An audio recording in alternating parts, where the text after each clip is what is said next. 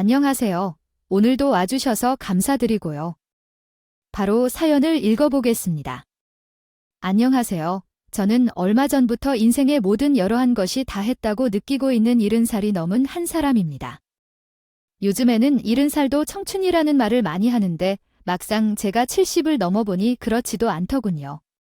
70이 넘은 나이에 남편까지 먼저 보내고 나니 외롭기만 하고 사람들의 말처럼 인생을 즐기는 여유는 그리 많지 않았어요.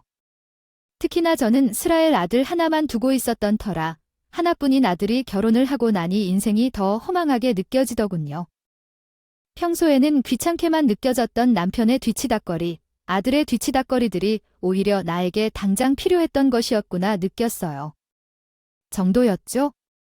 그렇다고 늙음하게 결혼한 아들의 인생에 제가 끼어들어서 망칠 순 없었기에 며느리에게 밉보이지 않으려 무척이나 노력했어요. 며느리가 혹여내 행동에 불쾌한 감정이라도 느낄까 싶어서 아주 조심히 움직였고 아들에 대한 일을 하려고 하기 전에는 꼭 며느리에게 이야기해서 허락을 받았을 정도였죠. 늦게 본 며느리는 그만큼 사회에서 일해본 사람이었기에 싹싹했거든요. 놓치기 싫었어요. 하지만 단 하나 며느리가 부담스럽다고 생각된 것은 바로 며느리의 칼 같은 셈이었어요. 며느리는 작은 일에도 칼같이 계산하고 잘라내기 일쑤였죠. 아들이 결혼한 지 1년이 넘어가던 무렵이었을 거예요. 그날은 갑자기 며느리가 저를 붙잡고 차 한 잔을 마시자고 권유하더군요. 갑작스러운 권유에 무슨 일인가 싶어서 저도 얼른 며느리가 마련한 자리에 앉았어요. 어머니, 여기 이 노트에 적힌 금액이 보이시나요? 이게 어떤 것들을 의미하는지 아시겠어요? 여기 한번 살펴보세요. 며느리는 갑자기 어디선가 노트를 가져오더니 제 앞에 펼치더군요.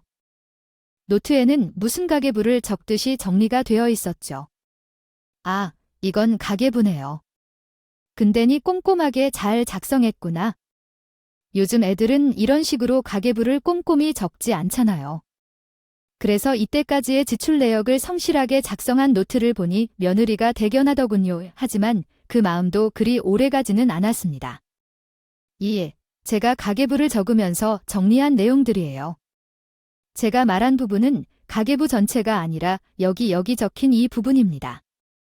어머니도 보시면 아시겠지만 1년 동안 제가 용돈으로 드린 금액들을 정리한 부분이에요. 여기 보시면 어머니께 드리는 용돈은 연간 대략 1,700만 원 정도 되고요. 반면에 여기에 적힌 저의 친정 부모님께 드린 용돈은 연간 600만 원 정도예요. 며느리의 말은 제 마음을 철렁하게 만들었죠. 너무 현실적이고 칼 같은 계산을 제게 들이미는 며느리가 그 순간에는 야차보다도 무섭게 느껴졌어요. 이걸로 무슨 트집이라도 잡으려고 하는 건가 조마조마했죠. 제가 용돈에 많고 저 꼴을 말씀드리려고 하는 게 아니에요. 진정 부모님은 사업도 하고 있으니까 그만큼 제가 용돈을 덜 챙겨드렸던 것이고 어머니는 따로 경제활동을 하는 부분이 없으니 그래도 넉넉하게 챙겨드린 거고요. 그냥 대략적인 금액 차이가 이 정도로 나온다는 것만요. 알려드리고 싶었어요. 그래서 말이에요. 어머니, 혹시나 해서 묻는 건데 지금 받으시는 용돈이 부족하다거나 하진 않으신 거죠? 용돈이 부족하지 않느냐 묻는 며느리의 눈빛은 예사롭지 않았어요. 아, 그래서 저도 모르게 고개를 끄덕이며 부족하지 않다고 했고요. 어머니가 부족하지 않다고 하니까 다행이네요. 그럼 매년 용돈은 이 정도 선에서 챙겨드릴게요. 혹시나 더 필요하시면 말씀해 주시고요. 일부러 그이에게 달라고 하실 필요 없이 저에게 바로 이야기하면 챙겨드리겠습니다. 지금까지처럼 용돈을 챙겨준다는 며느리는 아들에게 따로 용돈을 요구하지 말라고 당부를 하더군요. 아들을 낳으면 같이 살더라도 다른 집 사람이 된다는 친구들의 말뜻이 이건가 했습니다. 전 며느리에게 도움이 되는 시어머니는 아니었으니까요. 반대로 사돈네는 큰 사업을 하고 있었고요. 내 처지가 그들과 비교되는 느낌에 큰 소리치는 며느리에게 뭐라고 하지 못했죠. 제가 이렇게 행동하니 아들도 집에선 길을 못 펴고 사는 것 같더군요. 하루는 아들이 집에 과일을 사서 왔는데 어찌나 자기 부인 눈치를 보는지 앞에서 보고 있던 제가 다 미안할 정도였어요. 그렇다고 제가 일반적인 생활을 하지 못하는 정도로 모아둔 돈도 없는 것은 아니었어요. 집도 자가로 살고 있었고요. 하지만 지금은 사돈처럼 돈을 버는 활동을 하지는 않으니 상대적으로 눈치가 보이는 것은 어쩔 수 없는 일이었죠. 그래도 전 용돈만 날름 챙기는 못난 시모가 되기 싫어서 아들 내외에게 뭐든 해주려고 했어요. 비싼 명품은 못 사주더라도 맛있는 반찬이며 며느리가 좋아하는 음식들을 매주 해가서 아들 집에 있는 냉장고를 풍족하게 채워주었죠. 반찬을 해가는 것도 제가 몰래 허락도 없이 집에 들어가는 것을 싫어했던 며느리 탓에 직접 냉장고에 넣어주지는 못했어요. 그래도 보통의 며느리라면 이렇게 음식을 해오는 시어머니에게 한 번 대접이라도 하겠다며 나서겠지만 우리 집 며느리는 절대 한 번이라도 어머니에 들어왔다 가시죠라는 말을 내뱉지 않았습니다. 그것이 못내 섭섭했죠. 그날도 평소와 같이 아들 집에 반찬을 가져다 주러 가고 있었어요. 아들 부부는 아파트에 살고 있었기에 항상 문 앞에 둔 다음 벨을 누르고 갔었거든요. 혹시라도 안에 며느리가 있으면 얼른 냉장고에 넣으라고요. 그날도 똑같이 평소와 같이 벨을 누르고 엘리베이터를 기다리고 있었어요. 그런데 집안에서 아들의 손이 아닌 크고 검은 손 하나가 나오더니 불쑥 그걸 들고 들어가는 거예요. 왜 아들 부부가 사는 집에서 남자 손이 나오지 싶어 아파트를 내려가 아들에게 급히 전화를 했죠. 아들, 많이 바쁘지? 혹시 그 통화할 시간이 있어? 짧게라도 가능해요. 말씀하세요. 사실은 지금 아들 집에 반찬을 놔두러 갔었거든. 그런데 집안에서 왜 남자 손이 불쑥 튀어나와서 그걸 들고 들어가더라고. 너희가 사는 집에 너 말고 다른 남자가 어디 있겠어? 안 그러냐? 그래서 혹시나 집에 누가 있나 싶어서 확인차 전화했다. 내가 모르는 사람이면 지금이라도 당장 경찰에 신고해야지. 혹시나 도둑이면 어떻게 하려고. 아들은 집에 수상한 남자가 있다는 제 말에도 흥분하지 않고 답하더군요. 아, 엄마가 와이프 친척 형님 보셨구나. 그 남자 수상한 사람 아니야. 와이프 쪽 친척 형님이에요. 한 2달 전부터 우리 집에서 같이 살고 있어요. 그동안 한 번도 못 보셨어요. 오묘감이 인사라도 한 번 했을 거라고 생각했는데 나중에 시간 나면 이참에 한 번 만나서 식사라도 해요. 아들의 입에서 나온 것은 황당한 말이었죠.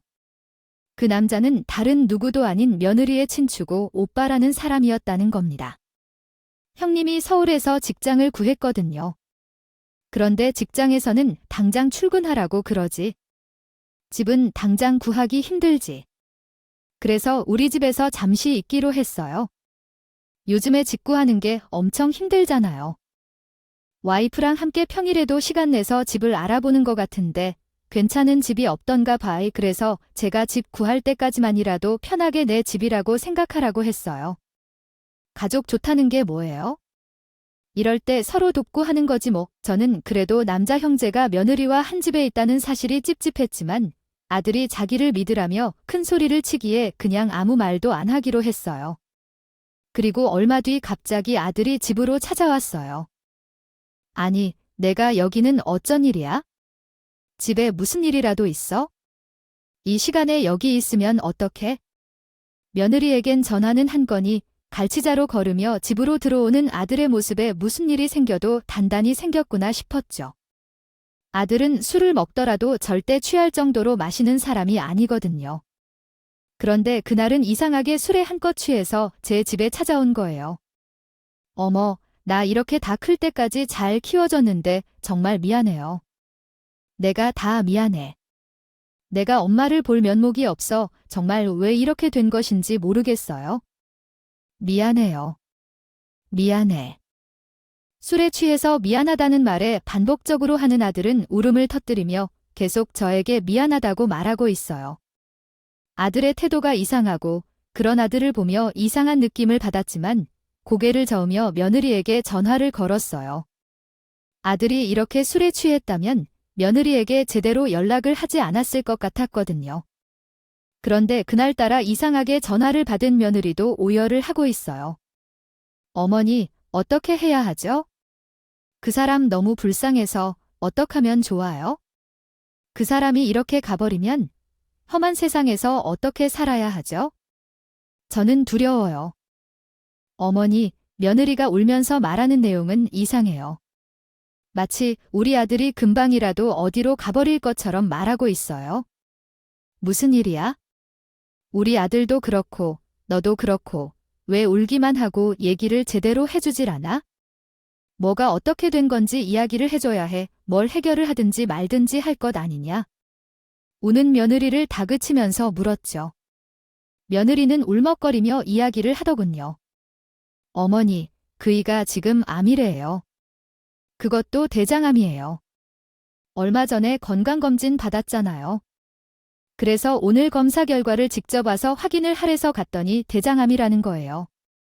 조직 검사도 했는데 결과가 좋지 않았나 봐요. 남편이 저보고는 밖에서 기다리라고 해서 저도 결과를 자세히는 못 들었어요. 저희 이제 어떡하죠? 그이는 또 어떡하고요? 어머니, 그 불쌍해서 어떻게 해요?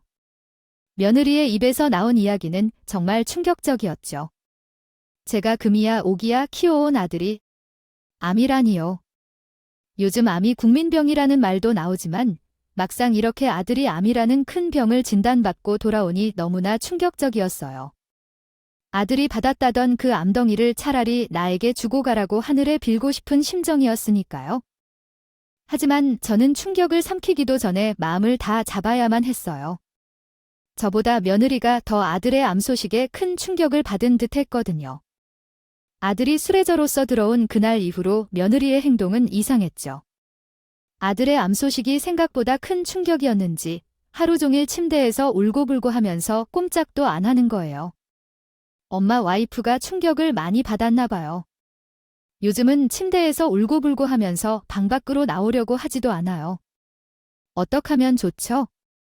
저도 병원에서 빨리 수술이 들어가자고 치료 시작해야 한다고 연락이 계속 오는데 이 사람이 이렇게 놔두고 가면 제 마음 불편해서 있던 병도 더할 것 같아요. 엄마가 좀 도와주세요. 아들은 눈물을 꾹 참으면서 말한 지 젖은 목소리로 전화가 왔고 아들의 말에 지건 큰일이다 싶어 당장 아들네의 집으로 달려갔습니다. 나왔다. 문 좀 열어보렴. 지금 내가 이렇게 방에만 박혀 있는다고 일이 해결되는 것은 아니야?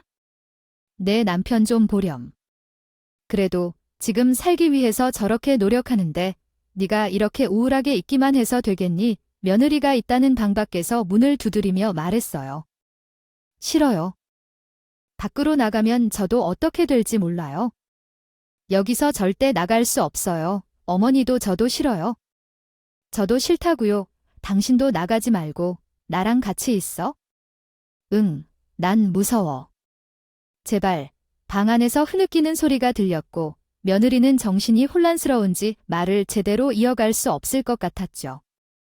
아들의 말을 들어보니 그날 이후로 우울 증세를 보이더니 문을 걸어 잠근 채 지내고 있다고 하더군요.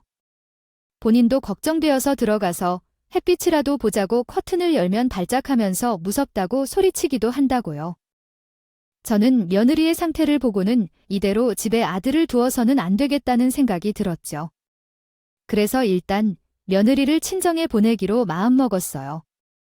그런 제 말에 아들도 그러는 것이 좋겠다며 며느리의 짐을 꾸리는 것을 도와주었고 그날 바로 사돈에게 전화해서 지금 어떻게 된 일인지 사정을 간단히 설명하고 며느리를 친정에 보냈어요. 전 그렇게 그날 이후로 며느리와는 이별을 하게 되었죠. 며느리가 친정으로 간 이후에는 아들을 데리고 제 집으로 왔어요. 병든 아들을 혼자 될 순 없으니까요. 그리고 그날 그렇게 친정으로 간 며느리도 걱정이 되어 아들의 짐을 정리한 후에 목소리라도 듣자 싶어 며느리에게 전화를 했어요. 저도 사람인지라 사돈의 귀한 딸을 그렇게 만든 책임에 미안한 마음이 들기도 했고요. 며느리에게 전화하면서 사돈에게도 사과할 말을 건네야겠다고 생각했죠. 여보세요. 아가, 이제 좀 괜찮아졌니? 전보다는 나아졌어. 우리가 그렇게 널 보낼 수밖에 없어서 미안하구나. 그래도 나는 이게 지금은 최선이라고 생각했다. 미안한 마음에 생각하던 말들이 순서 없이 튀어나왔고 며느리도 이를 느꼈는지 오히려 저를 달래듯이 말하더군요. 어머니, 아니에요? 제가 너무 못난 이 모습을 보여드렸던 것 같아요. 저도 이제 많이 진정되었어요. 요즘에는 커튼도 열고 햇빛도 많이 보고 지내고 있어요. 아무래도 한적한 곳에서 지내다 보니 마음도 평화롭고요. 걱정하지 않으셔도 돼요. 그런데 수화기 너머로 초인종 소리가 들리는 게 아니겠어요. 우리 사돈댁은 시내에서 한참이나 들어가는 시골에 있기 때문에 초인종을 따로 두지는 않았거든요. 아가, 방금 그게 무슨 소리야? 초인종 소리 아니니? 아이, 너 지금 어디에 있니? 박이야, 며느리는 제가 초인종 소리를 들었다고 하니 당황하면서 말했죠. 아내, 방금 무슨 소리예요? 아니, 방금 내 핸드폰 너머로 초인종 소리가 들렸다. 네, 똑똑히 들었어. 지금 어디에 계신 건가요? 상태가 그리 좋지 않은 것 같은데 밖에 나오신 건가요? 제가 초인종 소리가 뭔지 묻자 며느리는 작게 한숨을 쉬면서 말했어요. 사실은요, 제가 지금 잠시 살던 집에 올라왔거든요. 집이 피는 동안 친척 오빠가 집에 머물기로 했는데 필요한 물건들이 어디에 있는지 모르겠다고 해서요. 그래서 제가 간단하게라도 알려주려고 급히 올라왔어요. 저도 금방 알려주고 내려갈 거라서 어머니는 따로 찾아오지 않으셔도 돼요. 며느리가 갑자기 친척 오빠 때문에 집에 올라왔다며 하는 말이 수상하게 들렸죠. 처음에는 모른 척하더니 급하게 말을 바꾼 거니까요. 그래서 미심쩍한 며느리의 행동에 이건 뭔가 이상하다는 의심이 생기기 시작했어요. 다음 날 며느리가 집에 오지 않아도 된다고 하지만 저는 도둑고양이처럼 몰래 아들네외의 집을 방문하기로 결심했죠. 아무래도 며느리가 하는 말에는 수상한 점이 많았거든요. 아무리 주인이 없는 집이라지만 갑자기 비어있는 집에 친척 오빠가 그대로 눌러서는 게 영 찜찜했죠. 그렇게 도착한 집에서 비밀번호를 누르고 현관으로 들어가니 현관부터가 가관이었어요. 현관에는 정리가 안 된 신발들로 가득했죠. 그걸 보던 제 코에는 음식 썩은 내가 났고 그 음식을 따라 주방으로 가니 얼마나 버리지 않는 건지 곰팡이가 가득 피어있는 배달 음식물들이 싱크대에 잔뜩 쌓여 있더군요. 아무리 살라고 했다지만 남의 집을 이렇게 더럽게 쓰는 것이 이해가 가질 않아 며느리에게 한마디 해야겠다는 생각이 들었어요. 어차피 집에 들어온 김에 아들이 읽고 싶다고 했던 책이나 가져가자 싶어 서재로 들어선 순간 밖에서 현관문이 열리는 소리가 들리더군요. 저는 조용히 서재의 문을 닫고 안에서 기다리고 있었어요. 며느리는 분명 무기력 증세로 외출을 안 한 지 3개월이 넘었다고 했는데 갑자기 친정을 떠나 이렇게 집으로 온 것은 물론 외출까지 하고 모양이었어요. 며느리의 행보가 너무나 수상해 그대로 있던 와중에 밖에서 낄낄대며 웃는 며느리의 소리가 들렸어요.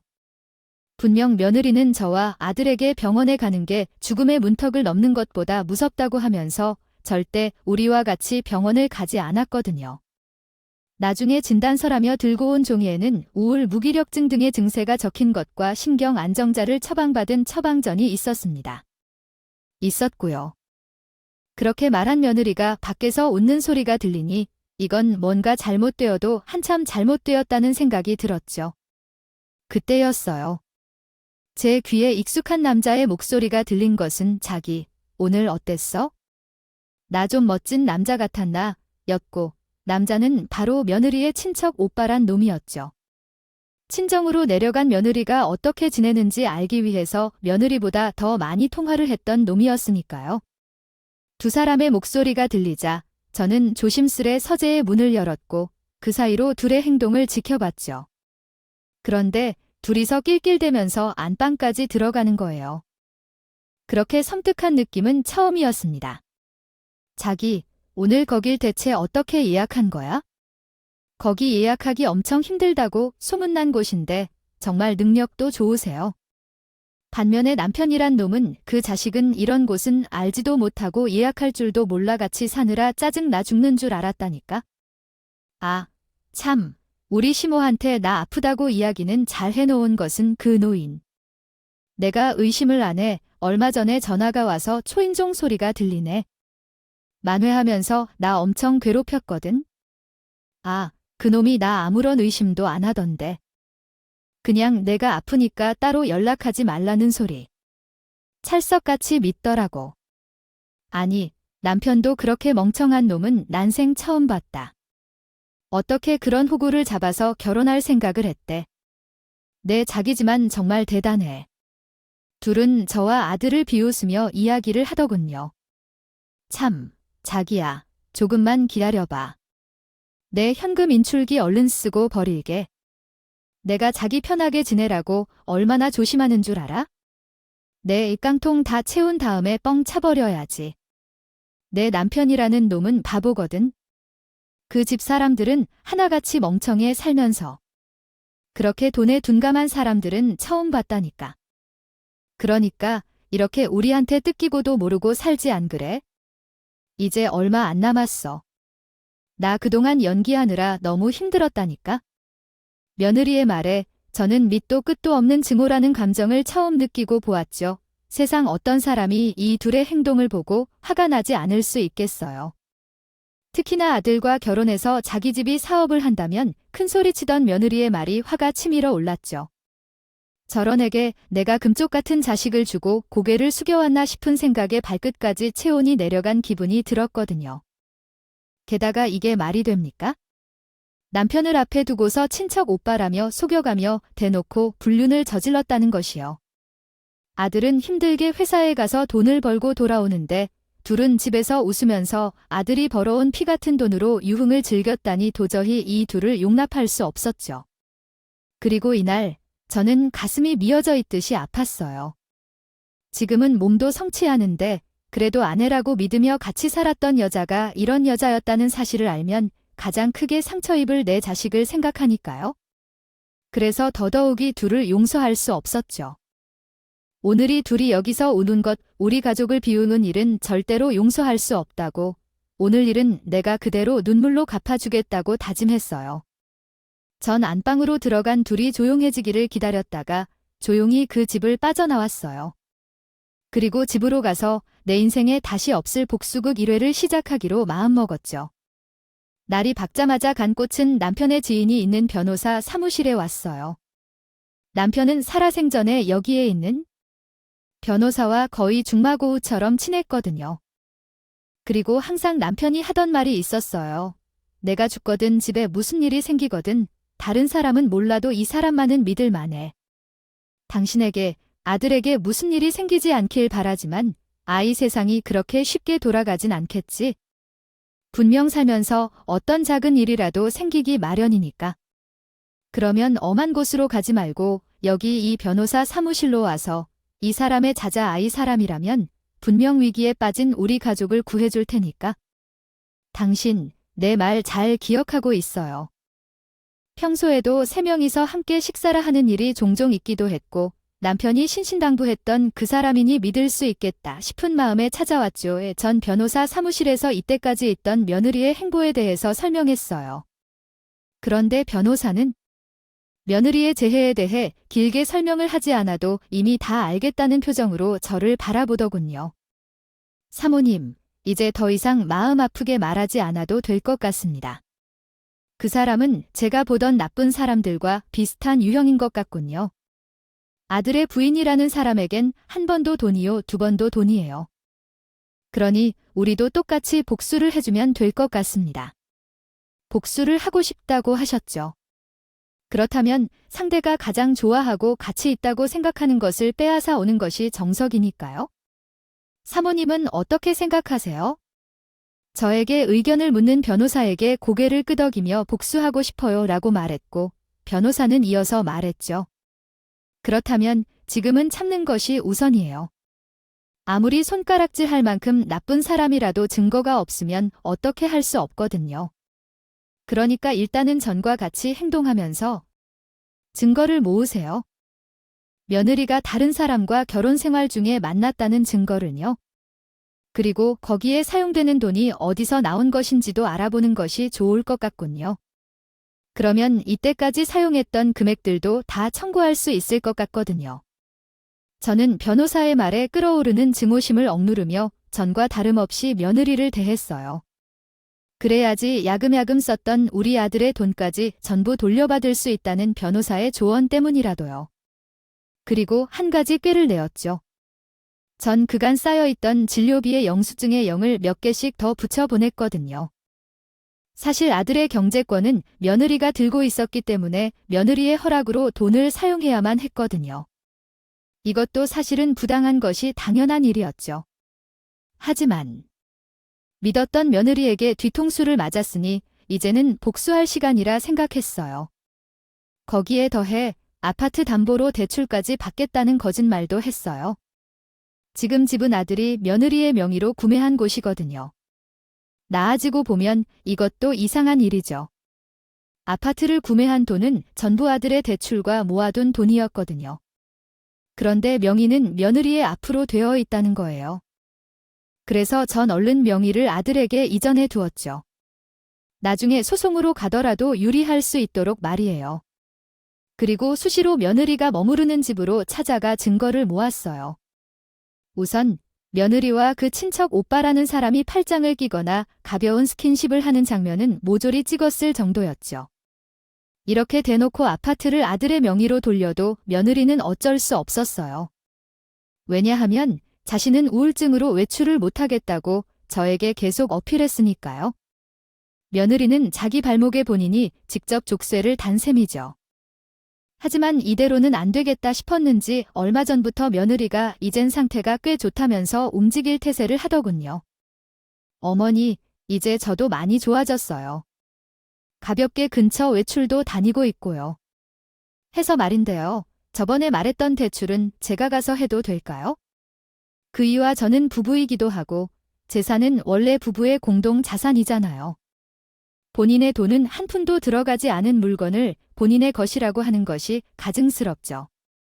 저는 분노가 이렇지만 참으며 며느리를 달랬어요. 그래, 아니가 그렇다면 말리지는 않겠다만 그 괜찮겠니? 우울증세라는 것이요. 그렇게 쉽게 나아지는 병이 아니라고 들었거든. 아이네 주변 친구들도 나이가 있어서 그런지 다들 가볍게 우울증을 겪는 친구도 있고 말이다. 그런데 가능하겠어. 그러지 말고 내가 직접 너네 친정으로 찾아가마. 내가 가서 그 근처에서 하는 것이 너도 편하지 않겠어.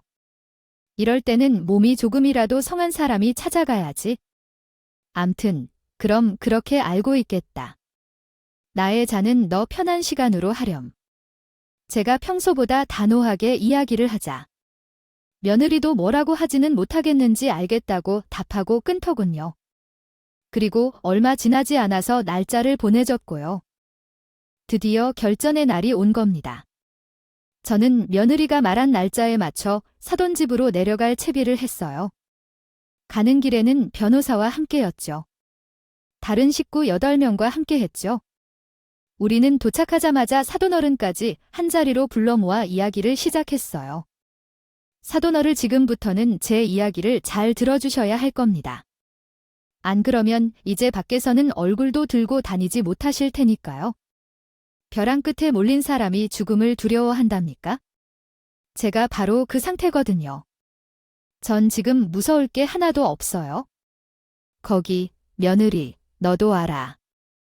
그리고 내 부모 앞에 무릎 꿇고 앉아.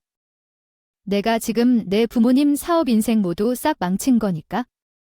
우리 아들과 나를 속이고도 내가 발을 뽑고 잘 살 줄 알았어. 전만의 말씀, 너도 앞으로는 내가 그 남자랑 결결되며 우리를 비웃던 날처럼 웃고 살 수 없을 거다. 저는 사돈과 사돈어른을 앞에 두고 며느리를 무섭게 몰아세웠죠. 그리고 첫 번째 증거를 사돈 식구들 앞에 내밀었습니다. 여기 있는 이 종이가 무엇인지는 잘 아시겠죠? 당신 딸이라는 사람이 나와 아들에게 우울증 진단을 받았다며 보낸 종이입니다. 그런데 말이에요. 여기 보시면 가짜의 영수증을 고친 흔적도 있더군요. 제가 아무리 문외한이라고 하지만 전문가의 눈을 속일 수는 없죠.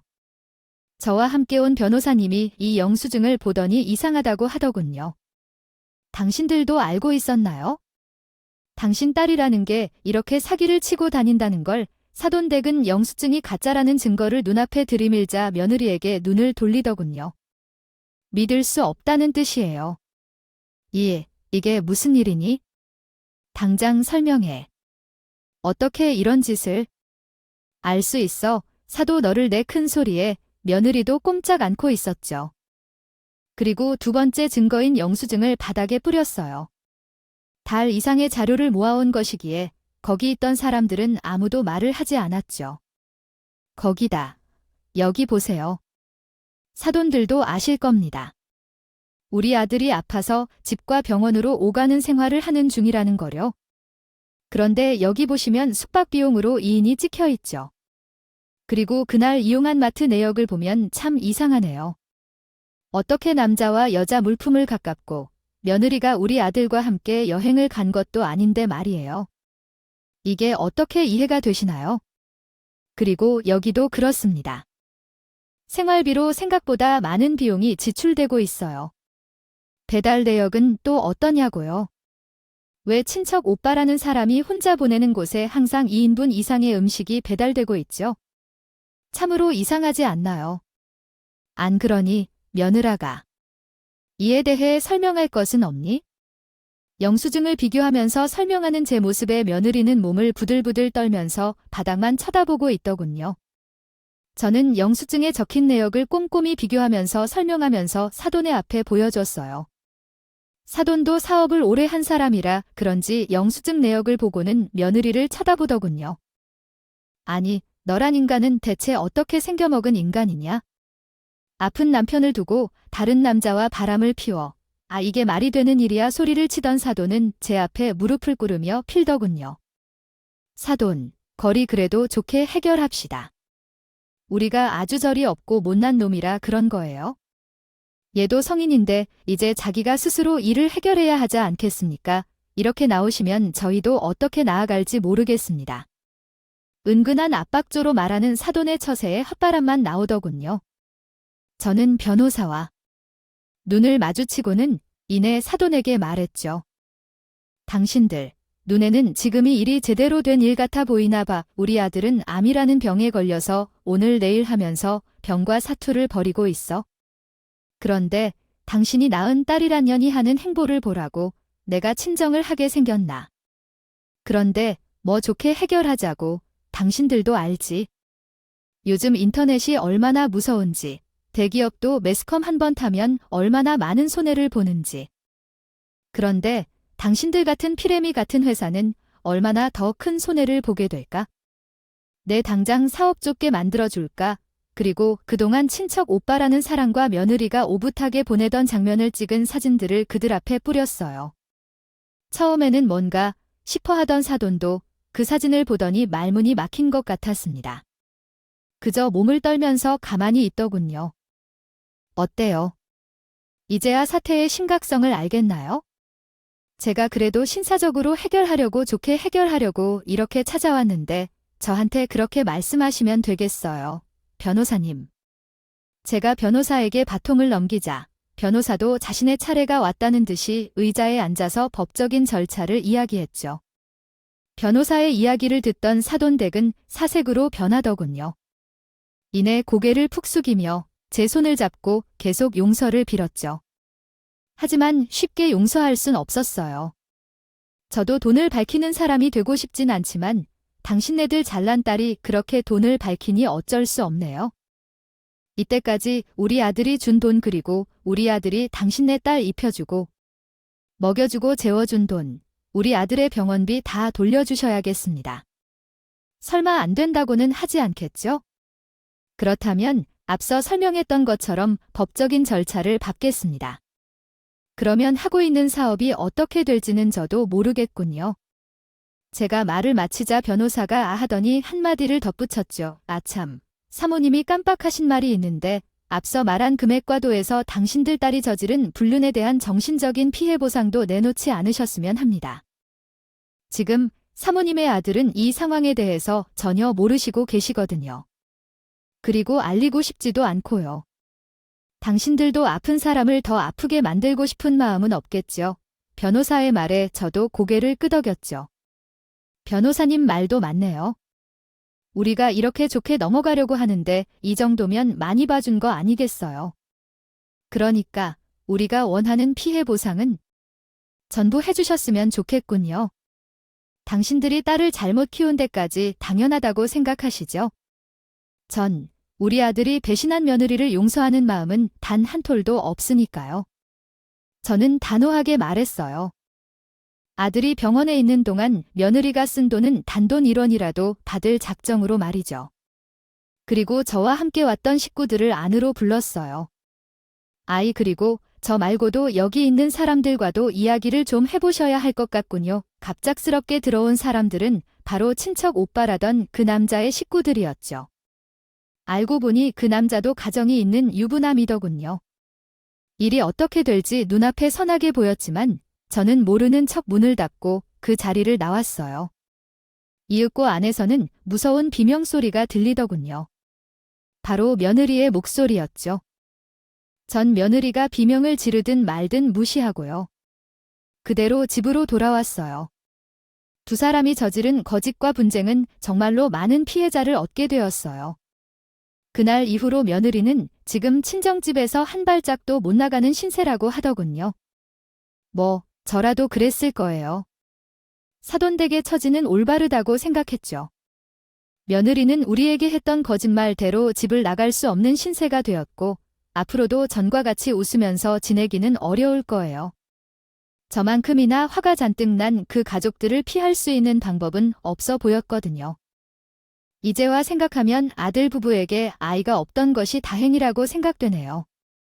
우리는 다행히 아들 돈도 건강도 다치지 않고 잘 지킬 수 있었어요. 아들에게는 모든 진실을 말해줄 수 없었죠. 지금은 치료하는 중요한 시기인데 혹시나 싶었으니까요. 하지만 아들도 바보는 아니겠죠. 제가 간단하게 말했지만 자신도 어느 정도는 대충 느끼고 있었을 테니까요. 그 사람이 그렇게 나쁜 사람인 줄을 몰랐네요. 엄마가 속이 아주 많이 상했겠소? 우리 엄마, 안 그래도 외로움도 많이 타는 사람인데 옆에 있던 사람이 그렇게 뒤통수를 쳤으니 제가 미안해요. 엄마, 지금은 힘들어도 열심히 치료받아서 얼른 건강해질게요. 그래야 우리 어머니를 다시 모시지. 내가 다행히도 아들은 전보다 더 강한 의지로 치료를 받는 중입니다. 다만 아들에게는 불륜에 대한 이야기는 전달하지 않았어요. 왜냐면 며느리가 우리에게 사기를 쳤다고만 했죠. 그래도 아들은 수긍하며 이혼 소송을 쉽게 받아들였어요. 어느 부모가 자식에게 아픔을 주고 싶겠어요? 지금의 상처는 제가 그대로 아들 대신이에요. 평생을 안고 갈 생각입니다. 제 긴 이야기 들어주시느라 모두 수고하셨어요. 세상에 별의별 일이 많다고 하지만 제게도 이런 사건이 생길 줄은 몰랐네요. 그래도 잘 해결되었으니 되는 것 아니겠나요? 저처럼 큰 일을 겪는 사람들도 모두 힘내서 이겨내시길 바라요. 오늘도 끝까지 함께 해주셔서 감사하고요. 다음 영상으로 또 찾아뵙겠습니다.